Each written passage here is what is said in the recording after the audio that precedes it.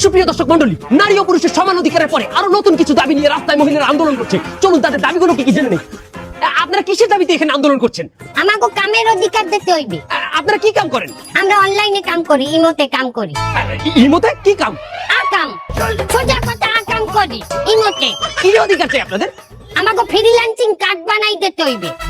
কি বলেন? ইমোর সাথে ফ্রিল্যান্সারের কি সম্পর্ক? তো ফ্রিল্যান্সাররা কি হরে ডলার কামায়?